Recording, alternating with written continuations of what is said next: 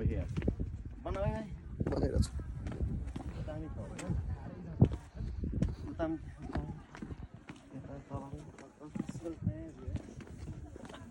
Wow, यहाँ तल देखाउँदै है अनि यस्तो हिँडेर आउँछु रे अनि यस्तो अनि माथितिर हिँडेर आउँछु भने हैन